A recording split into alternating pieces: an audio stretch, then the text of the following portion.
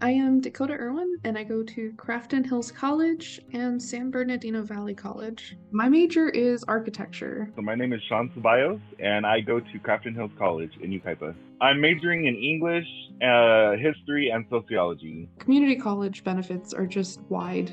They provide a unique experience to people depending on your goals. I was a full-time worker when I started, so I started with one class, and that one class was really inspirational in taking more and getting involved on campus. And it was easy to figure it out once you have that drive there. Also, you can't beat tuition at community college compared to university. I'm looking at that now, and I'm so grateful I was able to have these classes. Those transferable classes will save you so much money. So I think I've benefited in like so many ways. Honestly, I think I've really flourished and like found a way to thrive in community college. I tended to not use my voice a lot. And I didn't think that the system, like the faculty, the counselors, all the people that are set in place to help me thrive in those environments, I always felt like they weren't really there for me because that's always been my past experience. But coming to Crafton, it was just like, what do you need? How can we help you? Where can we assist you at? And it was really uplifting and encouragement to get involved with a lot of things. And so I did. And I realized that, I was important and my voice was important. From the staff to the students, they're intelligent, they're ambitious, they're curious, they're helpful, they're open-minded people, and I have learned life-changing skills and confidence while having a beautiful location to be for years now. I came for one class and I stayed here for the rest. So what ultimately made you decide that community college was right for you? What was that decision? I think this is a really good question, and I've thought about this one for a little while. Short answer is I had just finished at Yucaipa Adult School, and I was like, okay, I got my diploma. I finally waited for that. What next? And it was a direct link to go to community college at Crafton. So that's kind of the short answer. They pointed me into a direction. Long answer is I had been dealing with a lot of stuff at that point in my life, and I was in a really kind of dark and low place, dealing with things like suicide ideation and homelessness and things like that. And I had just lost a friend to gun violence. And at a memorial baseball game that we threw for him, I was talking to some really close friends, and I was like, you know what? I've been dealing with some stuff, and I haven't been talking about it. And I think that I need to. And so I expressed that to them, and I promised them that I'd give them another year just to really try and live life and find something about life worth living for. And that was another reason for me to really get into school. I knew there was financial aid options, so they would help me and support me financially, which was a really big thing for me and my mom at the time. But other than that, I really found things that I liked, the discussions in class and the lively debates I was having with other students, the connections that I was making with my professors, and the feedback I was getting on my stuff. It really boosted my confidence and was like, you know what, this is something that I feel like doing. And so long answer is, I was dealing with a lot of stuff. Life came at you fast, but this was sort of another escape. And I don't know why I never thought about that, but it really became a home for me, something to take me away from all that. Student life is so important. I'm so grateful for getting involved and being a part of an amazing student senate as events coordinator. I served as president on Crafton's Art Collective and at Valley's Architecture Club. And that's also now being chartered as a Construction Managers Association of America charter as well. I worked on campus as a tutor for writing, and I helped with any subject I could. Student life has grown exponentially since I started, and I got involved in spring of 19.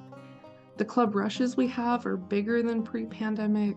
Our student life is very clearly supportive, inclusive, and has been a very positive experience for me. I was kind of nervous about that student life situation. Being a non-traditional student, feeling like I'd been out for a while, I was like, man, there's going to be a bunch of like fresh out of high school kids, and I'm going to look like this grandpa coming to school.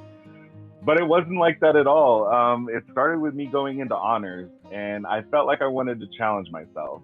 So everybody was like, get into honors. That's a really good way to do it. And from there, I got introduced to Student Senate. So I gave that a shot. That had been something I'd always wanted to do previously in like middle school and stuff, but I never had the opportunity to. And so this was my opportunity. And I was like, let's just do it. Let's just go for it. I'm going to go for like the smallest role I could find in the Student Senate and just sit in the background. And then they introduced me to the advisor, and she also has disabilities. And that's what made me nervous. So I was like, my disability is going to hinder me from being able to do the job, blah, blah, blah. Just all this kind of self-doubt. And she really spoke it up and got me involved. I became the executive assistant. That was last year. This year, I'm the Student Senate president. So I've been involved with honors, and I love the challenge that is presented for me academically. I've been involved in Student Senate for the last 2 years, and sadly, I'm going to be graduating, so I'm not going to be in it anymore. But it's been a wild ride. It's really shown me that student voices are very important, and they actually are utilized, at least at Crafton. What is one community college stigma that people have all wrong? One that they have all wrong is that the education here is any less than a university. My teachers are so brilliant, and most I've met have actually taught at my dream school, private schools, and other countries. I've even met some published authors here, doctors, and they work here to help students. And more people should appreciate how many wonderful minds work at our community colleges. People assume that it's just like high school 2.0, right? Like it's basically like the daycare before you actually go to a real college and a real university. That was also kind of my impression too, prior to entering onto the campus and getting involved with everything. And I realized that that's not the case at all. I'm like, these classes actually did present a challenge for me. They had more specialization. It wasn't just that random, basic, generic education that you get in the public school system all the way up through high school, leaving out all the precious details of history and life and all the other nuances in the world. So I think that people really think that it's just some kind of preliminary, basic daycare for adults type of thing, and that's not the case. It's really an environment to learn about yourself and grow as a person, and I think that's important. What is next for you after you graduate with your degree? I thought that path was really clear, and don't get me wrong, it's a bright path. But I got into the College of Environmental Design at Cal Poly, and I have my eyes on an architecture degree. But after the programs I've been in, I can see so much potential in a interdisciplinary degree between landscape architecture, between urban planning and design, even between regenerative studies. They have a minor and a master program, and I'm just gonna go in there and see where it takes me, because there's a lot in there that I'm very interested in. It's hard to put an exact time on when you want to get your degree, especially with students of me and the ones that I've met that are around the same age as me, because I was a reentry student. I didn't get through college the first time in 2013. I had a lot of personal holdups. So to be able to do this now and, go through with my dream is really, really awesome. And yeah, I'll be there as long as it takes to get what I want out of that college, because this is a once-in-a-lifetime experience for me. So what's next for you after you graduate? I see you have a Berkeley banner behind you. Yay. What's going on? That's the dream. I think today's the day to hear back from Berkeley, and I still haven't seen anything in my emails yet.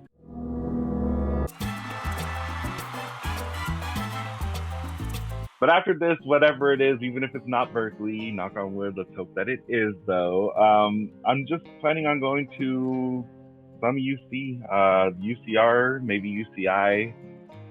Cal State San Bernardino is also an option. I got accepted into all three of those so far, so that's good. But either way, the plan is to further my education, get a bachelor's degree in one of those fields. I don't know if I could take on all three again at the university level, maybe, but I want to get involved just like I was involved at this campus. So I plan to get on the student government. I plan to challenge myself more, find some things worth challenging myself with, and then eventually move on to law school after that. So the plan is really move into law, get into policy change, do something in that direction to create a world that I wish I would have lived in when I was a child. And that's the big goal. Stability for me and my mom, you know, that's the other main goal.